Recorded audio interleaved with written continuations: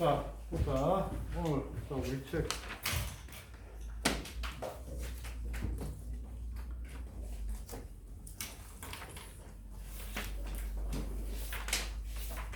자, 103쪽 봅시다. 규원과 가상문학입니다.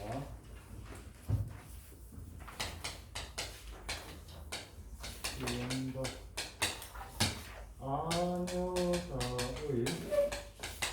원함이라 뜻입니다. 규원가는요, 필수 작품이기 때문에 무조건 알아놔야 됩니다. 딱, 여기 웃어봐. 이게 카메라 안에 들어가고 있죠. 일단은 가상문학이 뭔지 한번 학교 내신 때문에 가상문학은 이제 조선시대부터 유행되는 문학을 가상문학인데, 형식은요 문문 형식입니다.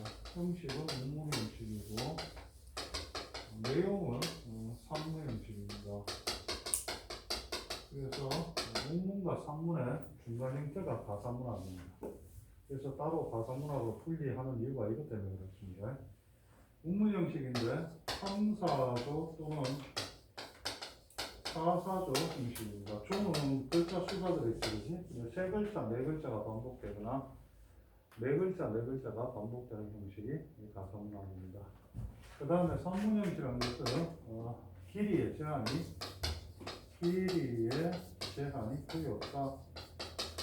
제한이 거의 없다. 이렇게 보시면 됩니다. 만원자 같은 경우는 유배 가서 풀려날 때까지 몇 년 동안 쓴 겁니다. 그러니까 엄청납니다. 그죠? 그러니까 길이의 제한이 거의 없다. 이렇게 보시면 되고. 자, 이 가사는요, 전격 가사가 있고,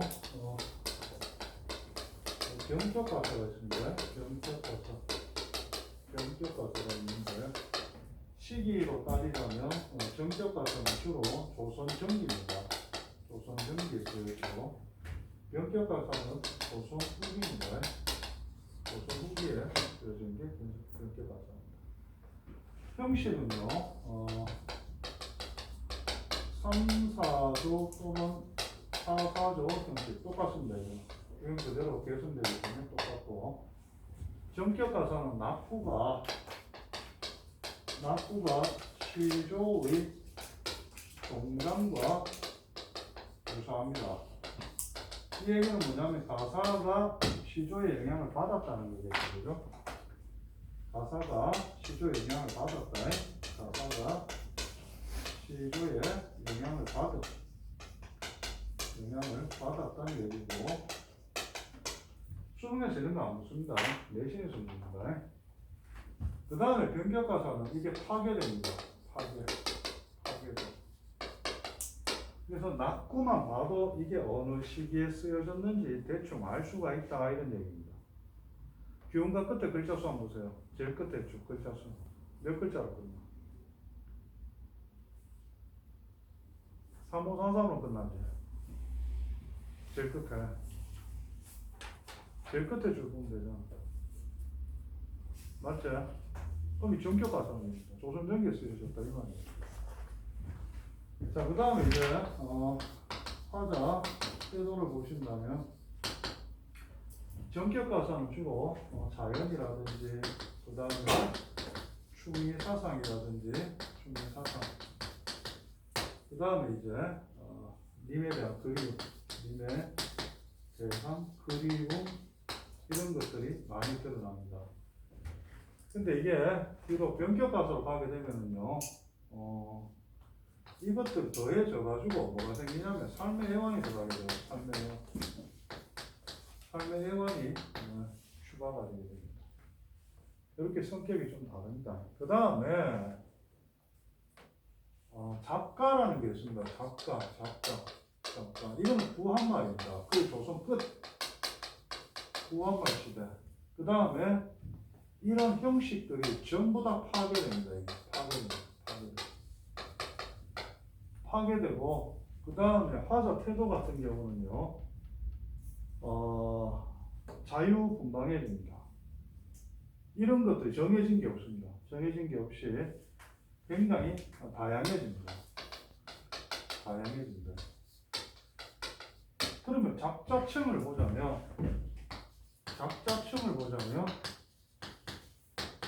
사대부 양반입니다. 사대부 양반. 이것도 마찬가지입니다. 사대부 양반입니다. 근데 일로 가게 되면 어떻게 되느냐? 평민계층까지 확대가 돼요. 평민계층까지 확대됩니다. 그리고 유상가는요, 작자가 미상이야. 이름을 잘 못 들었는데. 그 다음에 그 작가 같은 경우는 12작가 12개가 정해지는데, 거의 그 전격 가사나 병격 가사를 갖다 부분적으로 짜집게 한 겁니다. 평민들이 가사 지을 능력이 안 되거든. 그러니까 형식도 다 깨지고, 주제도 뭐 굉장히 다양해지고, 그래 되는 겁니다. 이해되십니까? 이게 이제 가사문화입니다. 가사문화. 지금 그러면 작가가 수능에 나왔습니까? 나왔죠? 유상가 나왔습니다. 올해 EBS에서도 유상가가 수록되어 있습니다. 그리고 가사는요, 무조건 나온다 봐야 됩니다. 꼭 알아놔야 됩니다. 적자. 외워. 가사의 형식과 내용상 특징. 외워요.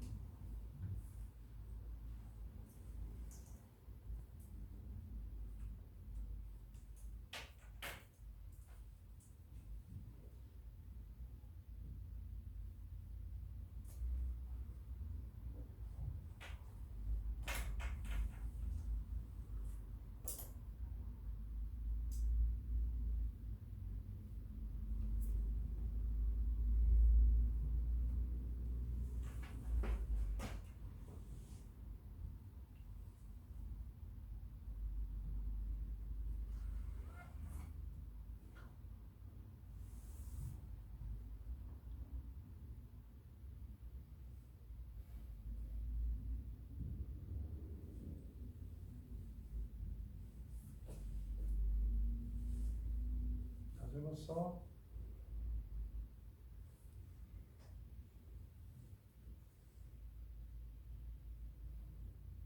코로나 조심해야 된다. 오늘 못 온 친구들은 빨리 나. 약 먹고.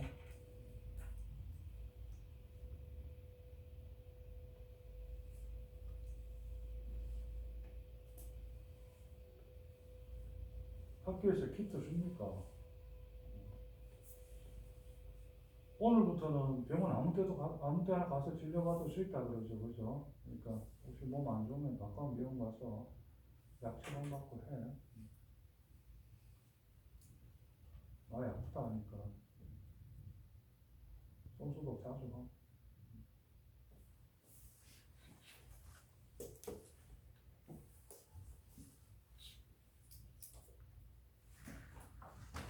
자, 보자. 병가 환원선언입니다. 환원선언에 대해서는 저번 시간에 잠깐 얘기했던 것 같죠, 그죠? 비운의 삶을 살다가 아주 현명하고 똑똑한 여인입니다. 자, 봅시다. 아마도 여러분들이 내년까지 이 헌안선언에 대해서 한 4~5 작품 정도는 더 배우게 될 겁니다. 헌안선언 작품이 많지가 않아요. 헌안선언이 마지막에 죽을 때 자기 작품을 다 불태웠습니다. 흔적을 남기지 않기 위해서 다 불태웠는데, 그게 대청마루 있죠? 대청마루 밑에 몇 권의 책이 있었답니다. 그걸 이제 헌안선언 오빠 허봉이 발견해가지고 지금까지 전해지는 겁니다. 만약에 또 헌안선언 작품이 다 남아 있었다면 엄청나게 많았겠죠, 그죠? 자, 봅시다. 엊그제 젊었는데 해석이 돼야 됩니다. 엊그제 젊었는데 벌써 어이 다 늙어서 소년 행락 어린 시절 즐거움 생각하니 말하여도 소용없다. 늙어서 서로 말씀하자니 목이 맨다. 그럼 둘째 줄 셋째 줄 묶으라. 과거와 현재를 대비하고 있다, 그지? 과거가 더 좋았다는 얘기겠죠, 그죠? 그래서 과거와 현재를 대비시켜서 현재의 슬픔을 강조한다. 그 정도 낼 수가 있겠지. 됐나? 부생모육 신고하여 이래 돼가 있는데, 부생모육은 아버지 낳으시고 어머니 길러 신고 고생하실 때 이런 뜻입니다. 실제로는 아빠가 놓는 게 아니고 엄마가 놓는 거지, 맞지? 그지? 이nem은 길러낼 때 공우배필은 못 빨아도 군자호고 원하였는데, 공우배필은요 높은 벼슬의 아내입니다. 높은 벼슬의 아내는 못 빨아도 군자 호구 어진 사람입니다.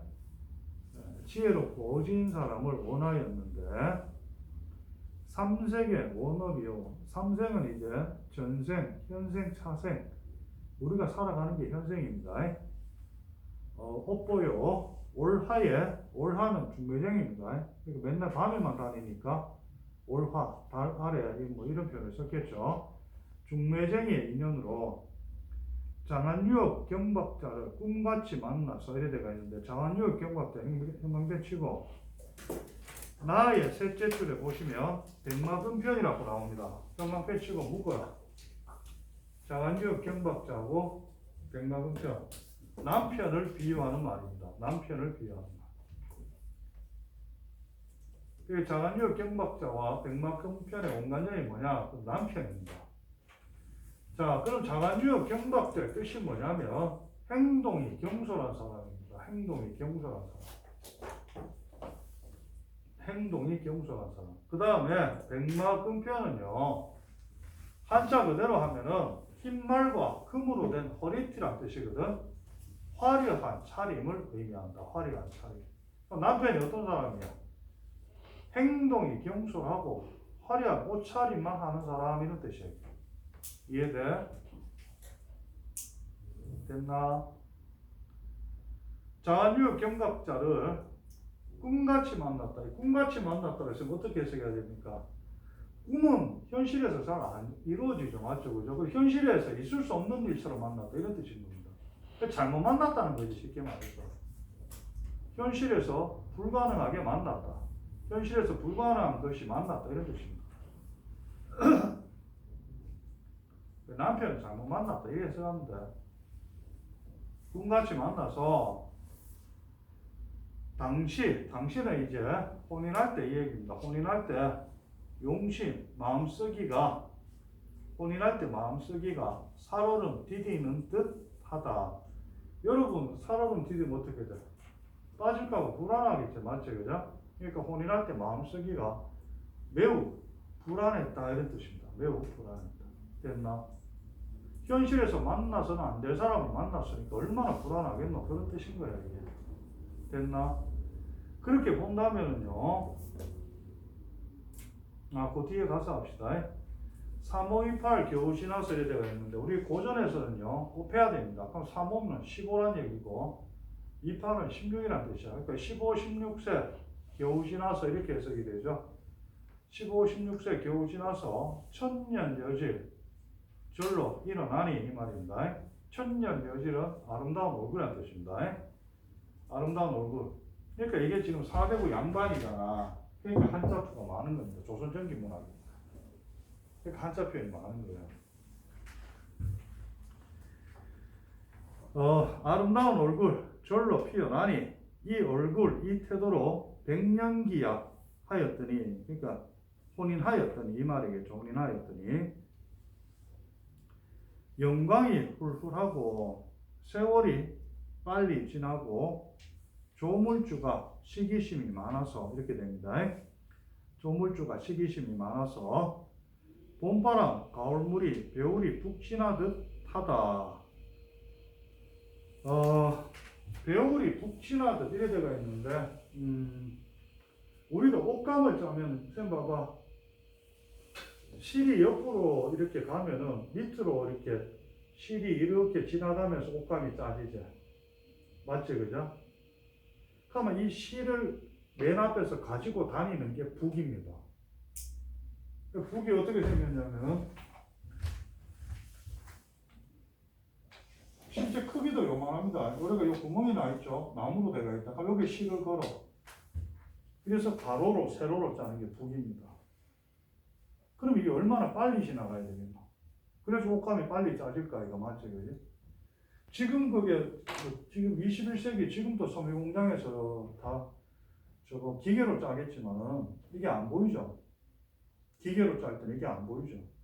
그래서 이런 옷감들을 빨리빨리 짤 거 아닙니까? 그러면 여기서 세월이 푹 지나듯 하다는 것은 세월이 어떻다는 거예요? 빨리 지나. 엄청나게 빨리 지나가. 그런데 세월이 지나가는 게 눈에 보여 안 보여? 안 보이죠? 그럼 부분 뭐겠노? 추상적 대상을 구체화하는 사물이다 이래 내겠죠. 쉽게 말해서 시간의 흐름을 갖다 국으로 드러내는 거 아닙니까? 그죠?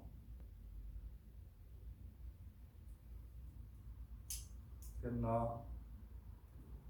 추상적 대상을 구체화하는 사물이다.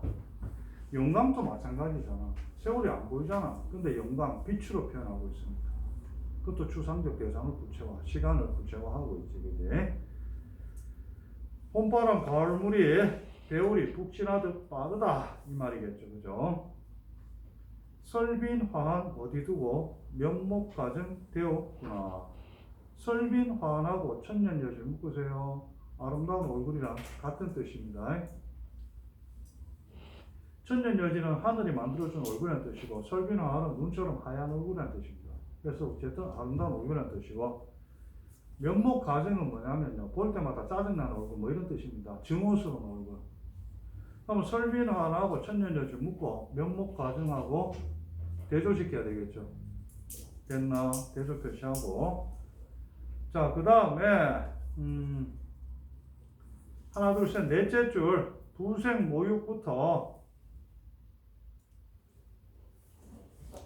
설빈화한까지 박스 묶어. 왼쪽에 과거 회상이죠. 과거 회상이죠. 과거 회상. 됐나? 과거를 회상해서 현재의 처지와 대비시키고 있다. 내용중개상 특징이 되겠죠. 됐나요? 과거를 회상하여 현재 자신의 처지와 대비시키고 있다. 됐나? 이해돼?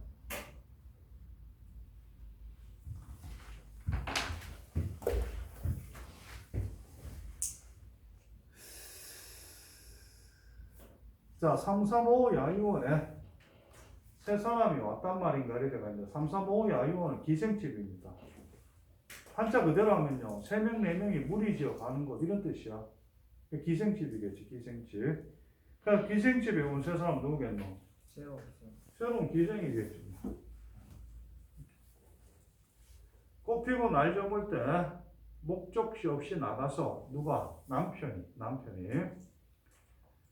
화려한 차림으로 어디 머무는가? 화려한 차림으로 어디 머무는가? 남편에다가 원망이 드러나 있죠. 멀고 가까운 곳을 모르는데 소식이야 더욱 알겠느냐? 물음표 찍고 서리법. 인연이 끊어진들 생각이 없겠느냐? 생각 동그라미 쳐라. 남편에 대한 그리움입니다. 자, 이 작품에서 중요한 게 뭐냐면요. 마녀자의 원한이라고 해서 무조건 원망만 드러내는 게 절대 아닙니다, 여러분. 화자 태도를 잡아내라. 이렇게 하면 화자는요, 님에 대한, 남편에 대한 원망과 남편에 대한 원망과 남편에 대한 그리움, 사랑이 공존하고 있습니다. 화자 태도. 알았지? 남편에 대한 원망과 사랑이 공존하고 있습니다. 원망만 찾으면 절대 안 된다. 애들이 그래서 실수를 많이 합니다. 됐나? 남편에 대한 사랑도 있고 원망도 있고 사랑하니까 원망하겠지, 그치? 그 생각이 없겠느냐 물음표 찍고 그리운 마음이 있다 이런 뜻인 겁니다. 그리운 마음이 있다, 생각이 있다. 뒤에 나오잖아. 얼굴을 못 보면 그립기나 말든지. 그리우니까 이런 말 쓰겠지, 맞지, 그지? 그립기나 말든지. 12때 길기도 길구나. 30날 지루하다. 자, 이건 대유법이지, 맞지, 그죠? 옆에 적자 오른쪽에 대유법을 사용하여 화자의 외로움을 드러내고 있다. 대유법을 사용하여 화자의 외로움과 고독을 드러내고 있다. 유민아, 선생님 될 사람이 수업 시간에 졸면 안 되죠. 됐나? 유민아, 교대 가면 있잖아. 요즘은 국어 교육과 같으면 참 이게 교대하고 사범대의 단점이 뭐냐면요. 선생을 안 하면 할 게 없죠. 우리는 맞지 그죠? 할 게 없습니다. 사범대 나와가지고 뭐 회사에 취직하겠나? 안 돼, 안 돼. 그 사범대 같은 경우는 뭐 대구 같은 경우는 국어 선생 1년에 뭐 2명 내지 3명밖에 안 뽑아요. 그래서 한문교육과보다는 낫죠. 한문교육과 이런 데는 몇 년째 한 명도 안 뽑으니까. 그게 그래. 그래도 교대는 저기 반은 졸업할 때 합격하고 반은 재수하면 합격한답니다. 그러니까 교대는 2년 안에 임용에 붙을 확률이 99%랍니다. 아직까지는 교대가 괜찮죠. 그리고 사실 그렇잖아. 여러분 여기 수성구 여기서 초등학교 나왔을까? 이거 과밀학급 아닙니까? 경동초 이런 데 한 반에 뭐 40명이라면서. 과밀학급입니다. 사실 이 경동, 송동 이런 데 초등학교 더 지어야 돼요, 지금. 이 동네는. 근데 이게 땅값이 너무 비싸니까 학교를 못 짓는 거지, 그지? 그러니까 초등교육과 가면 나중에 뭐 선생님 임용되는데 힘들고 이런 건 없을 거예요. 이렇게? 삼촌 깨십니까? 그러니까 더 좋은 게 뭡니까? 고등학교 선생은 야간 자습까지 다 시켜야 되잖아. 초등학교 선생은 초등학교 1학년 다니면 어떻게 돼? 조시에 오는 거 정말 일찍 마치죠. 중고등학교 교무실이 있죠. 너 초등학교 교무실 있더나? 없습니다. 교실 안에 다 있죠. 그냥 퇴근하면 돼요. 그러니까 뭐 초등학교 1학년 다니면 원래는 퇴근이 4시랍니다. 나도 잘 모르지만 그냥 들은 얘기입니다. 4시 해도 좋잖아. 근데 1학년 다니면 뭐 그냥 사부장 뭐 아무도 모르는 사람 없으니까 좀 일찍 가도 안 되겠나? 되게 좋죠. 그러니까 이게 여학생들 초등학교 교사가 꿈에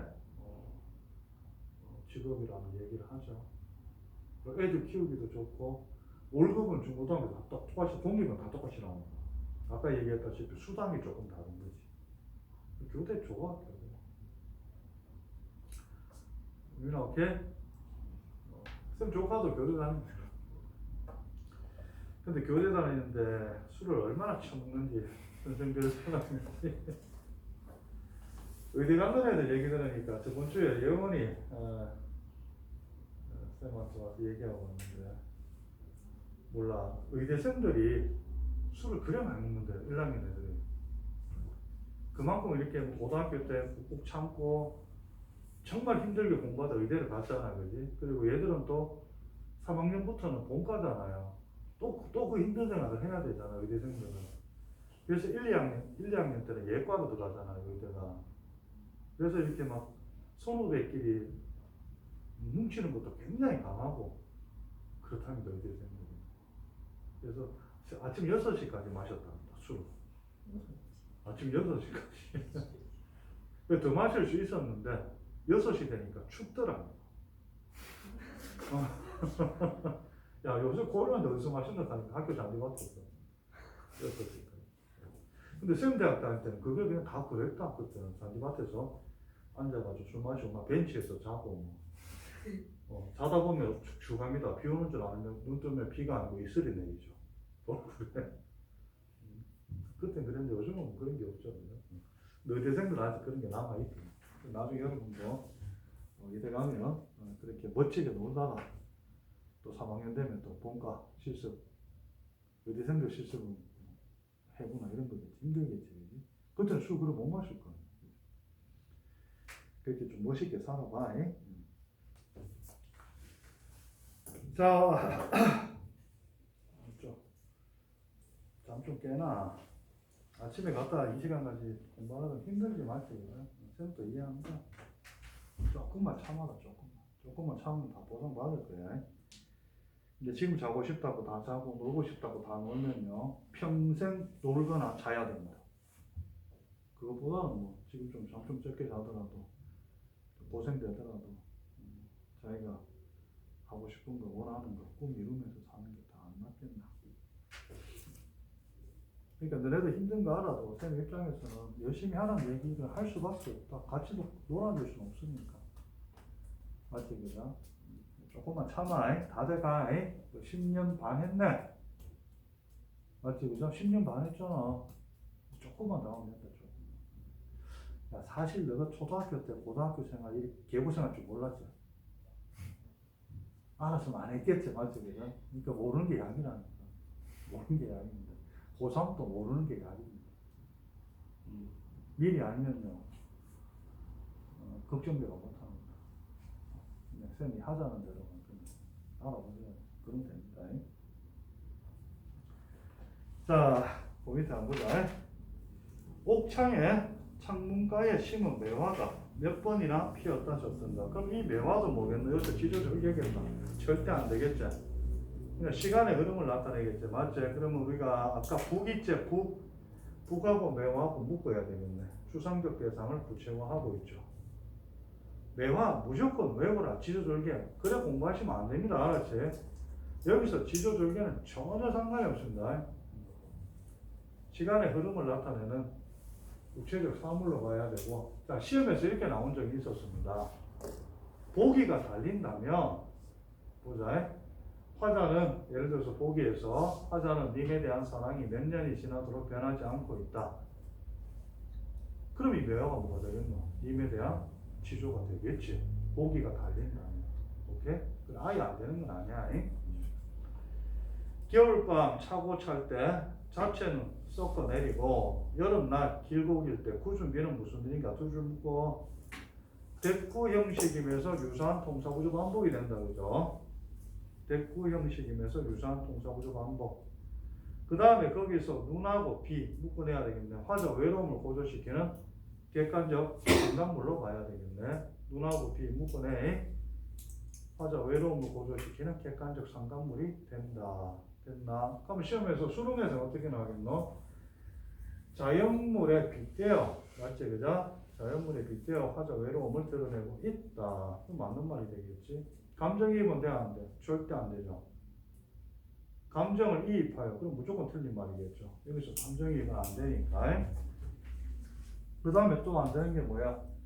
계절 변화에 따라 화자 외로움을 드러내고 있다. 되나 안 되나? 안 되죠, 그것도. 안 되죠, 그죠? 안 되죠. 삼춘하류 호시절에 이래 돼가 있는데, 삼춘하류 호시절은요, 봄날에 좋은 계절에, 그냥 그렇게 하시면 돼. 봄날에 좋은 계절에 경물, 경치가 시용없다, 아무 생각이 없다 이런 뜻입니다. 3월 좋은 경치에 아무 생각이 없다 이런 뜻이야. 왜? 님이 없으니까. 그죠? 가을달 방에 들고 귀뚜라미가 침상에서 울 때. 그럼 여기서 앞에서 나온 눈비하고 실솔의 차이점 뭐겠노? 실솔은요 화자의 감정을 이입하여 표현하고 있지. 다릅니다. 다릅니다. 화자 감정이 이입된 대상입니다. 그렇게 본다면요. 자 보세요. 잘 들어. 눈비, 실솔의 공통점이 뭐냐? 이래 물으면 어떡하겠노? 화자의 고독과 외로움의 정서를 표현하는 대상이다. 맞지? 맞지? 그죠? 차이점은 실솔은 감정이 이입된 대상이죠. 영역이 생각 이해돼? 그래서 공통점과 차이점 같이 알아놔야 됩니다. 귀뚜라미가 침상에서 울 때 떨어지는 한숨, 긴 한숨, 떨어지는 눈물에 속절없이 걱정만 많다. 아마도 모진 목숨, 죽기도 어렵구나. 그만큼 사는 게 괴롭다 이런 뜻입니다. 내가 알기로는 애를 2명 낳았죠. 한한서른이. 애 둘 다 어릴 때 3살 전에 죽습니다. 옛날에는 뭐 역병이다 뭐다 애들이 많이 죽었죠. 그죠? 셋째는요 뱃속에 임신했는데 유산됐나 그럴 겁니다. 그러니까 자식 3명이 다 죽은 거지. 그래가 그 헌안서는 한시에 보면요, 나중에 여러분 배우게 될 건데 죽은 아이의 무덤에 가서 쓴 시가 있습니다. 죽은 아이의 무덤에 가서 너희들이 왜 여기 이렇게 누워 있느냐 하고 뱃속에 너희들의 동생이 있는데 잘 자랄지 걱정이다 하면서 쓴 한시가 있어. 모의고사도 몇 번 나왔어. 근데 결국은 그때 헌안서론이 걱정했던 것처럼 셋째 아이도 그렇게 비우는 슬픔으로 또 사라지게 됩니다. 그 헌안서론 이루 쓰고 좀 있다가 23살인가 죽게 됩니다. 자살일 가능성이 높겠죠. 그 자살에 가까이. 그러니까 이거 쓸 때부터 벌써 죽음을 염두에 두고 안 되죠, 맞죠? 정말 안타깝습니다. 근데 이게 팩트잖아, 사실이잖아. 소설이 아니잖아요. 실제로 이런 사람이 살았다는 거죠. 그럼 헌안서론의 큰오빠가 호봉이고 허균이죠. 허균 홍길동 썼다가 어떻게 됩니까? 반역적으로 집안에 안타까운 사람입니다. 자, 다달라만 봅시다. 자, 돌이켜 풀어내니 이리하여 어이하리. 푸른 등을 돌려놓고 녹기금 비스듬히 앉아 이래 되어 있는데 여기서 녹기금은 뭐냐면 푸른 검은고란 뜻입니다. 지금 검은고가 푸른 게 어디 있어요? 검은고 자체가 푸른 건 없죠. 이렇게 됩니다. 내용상 봤을 때 신혼초라든지 또는 갓 결혼했을 때 남편한테 그 검은고를 계속 연주회가 들려줬어요. 그럼 이제 익기가 앉을 일이 없잖아요. 근데 최근에는 남편한테 연주할 일이 없으니까 어디 처박아 놓겠죠. 그럼 익기가 끼게 되겠죠. 그래서 푸른 검은고라고 표현한 게 아닐까 우리가 이렇게 추측을 합니다. 그렇게 본다면은 이 녹기금 또 뭐가 되나 그러면 화자의 고독을 드러낸다 볼 수도 있겠죠. 연주할 일이 없으니까 그죠. 학교에서는 그래 안 가르칠 겁니다 아마. 병면화 한 곡조를 극종조차 섞어서 타니. 병면화는 뭐겠노? 화자의 내면적 고독이 반영된 대상이다 이래 봐야 되겠죠. 왜냐하면 거기 곡정을 섞어놨다 하니까 화자의 내면적 고독이 반영되어 있다 됐나? 화자의 내적 고독이 반영되어 있다. 지금 그 병면화는 꽃입니까? 꽃 아닙니다. 그냥 노래 곡조입니다. 뒤에 곡조라고 나오지 뭐 차이코프스키 교향곡 21번처럼 이런 음악입니다. 음악 알았지? 소상야후의 대소리 솟도는 듯 화표 천년의 벼락이 우는 듯 두 줄 묶어라. 두 줄 묶어서 자 오른쪽에 적자. 대꾸면서 통사구조 반복이면서 중국 고사인용입니다. 중국 고사인용. 중국 고사를 인용하여 화자의 현재 처지를 드러내고 있다 이래 봐야 되겠죠. 중국 고사를 인용하여 화자의 현재 처지를 드러내고 있다. 자 그럼 화자 현재 처지가 뭡니까? 님 없이 혼자 외롭게 지내는 거죠. 그죠? 그게 현재 처지입니다. 자, 그럼 중국 고사 얘기 좀 합시다. 소상야후에 대소리 섞어둔다. 자, 이게 무슨 뜻이냐면, 중국 소상강, 대나무 잎에 밤비가 떨어지는 소리 같다. 이해돼요? 화자가 지금 검은고 연주하는 소리가 중국 소상강에 대나무가 있는데 그 대나무에 밤비 떨어지는 소리 같다. 나도 못 들어봤는데 그 전라도 담양에 가시면 우리가 전라도 갈 일이 없으니까 중록원이 있습니다. 중록원. 지금도 한 2번은 가봤는데 비 올 때는 못 가봤습니다.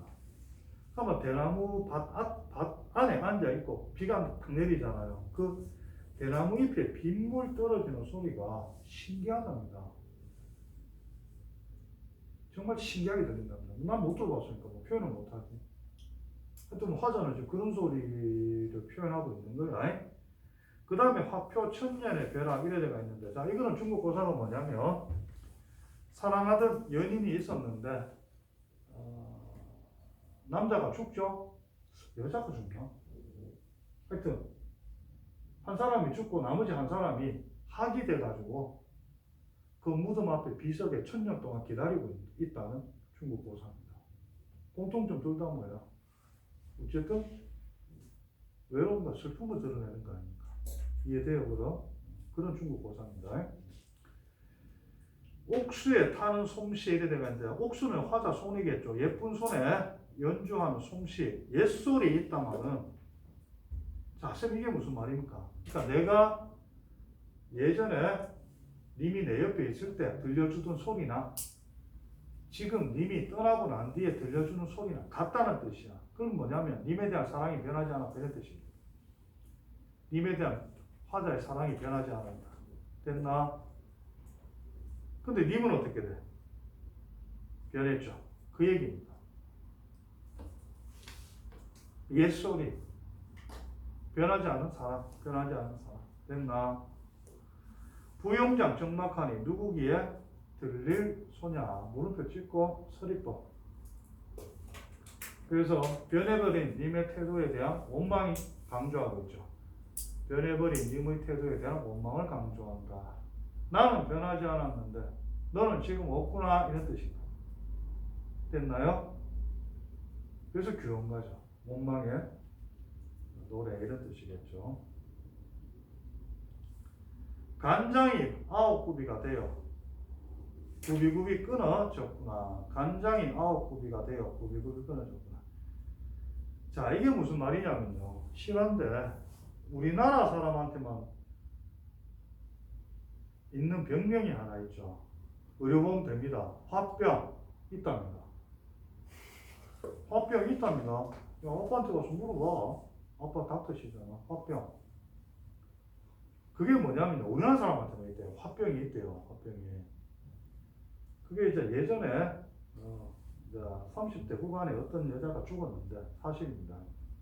병명이 안 나오는 거예요. 사인이 안 나오는 거예요. 사인이. 사람이 죽었으면 사망진단서를 꺼내야 될 거 아니야. 근데 사인이 안 나와. 그래서 해부를 하니까 장이 간장, 장, 뭐 소장, 대장, 12지장 장이 다 끊어진 거예요. 뱃속에서. 그럼 왜 이렇게 됐느냐? 그 숨진 그 여자의 자식이 죽었대요. 그러면 이제 엄마가 충격받잖아요. 그럼 식음을 전폐하죠. 식음을 전폐한다는 게 정말 무서운 겁니다. 밥 안 먹어도 살직하는데 밥 안 먹어도 금방 죽지는 않아요. 그래서 뭐 텔레비에 단식하고 가는 사람들 뭐 들고 가노? 음식은 안 들고 가도 뭐 들고 가노 손에? 물을 들고 갑니다. 근데 물만 먹어도 살아요. 20며칠씩 살아요. 근데 물을 안 먹잖아요. 그럼 장이 협착해요. 붙어요. 장이 붙어요, 이렇게. 그럼 이 붙은 부분에서 썩기 시작해요. 여기가 끊어져요. 우리나라 사람들. 그게 지금 여기서 얘기하는 조선시대 때 있었죠. 조선시대 때. 간장이 9구비가 되어 끊어졌구나. 그 표현입니다. 그만큼 고통스럽고 괴롭다는 뜻입니다. 이해돼요? 여러분도 막 신경질 나고 짜증나고 이러면 잘 안 먹잖아. 입맛이 안 땡기잖아. 화병이야, 화병. 그게 화병이야. 근데 자식이 죽었으니까 뭐. 우리나라는 좀 서양하고 이렇게 부모 자식 간의 관계가 다르죠. 맞죠? 그죠? 다릅니다. 여러분도 엄마한테 이제 뭐 내년에 대학 가가지고 나 다 컸으니까 독립할래. 그런 소리 하지 마십시오. 엄마도 상처받습니다. 맞잖아. 여태까지 막 해주신 게 키워놨는데 나는 내 자식에 대한 관념이라 해야 되나? 이게 뭐냐면 얘가 아직 어리고 여러분도 마찬가지야. 사회에 나갈 준비가 안 됐잖아. 그렇다고 뭐 내가 물고기처럼 뭐 알을 갖다가 뭐 수천 개 까면은 그 중에 몇 개 살아남겠지. 근데 뭐 자식 해봤자 한두 개밖에 안 깠는데 사회 그냥 풀어놨다 잠 못 끼면 안 되잖아. 그래서 너네들이 내 자식이 사회에 적응할 때까지 그냥 내가 케어해 주는 거야. 케어. 그리고 얘가 독립된 인격체, 독립된 사회인이 돼서 사회에 적응하면 그때부터 지가 살아가는 거예요. 난 그렇게 생각을 해요. 소유물이 절대 아닙니다, 자식은. 그리고 내 대리만족이 절대 아닙니다. 제 말이 맞죠, 그죠? 근데 이제 그거를 갖다가 오늘 아침 뉴스에 또 나오더라. 집사람하고도 밥 먹다가 얘기했는데 2살짜리에 굶겨주고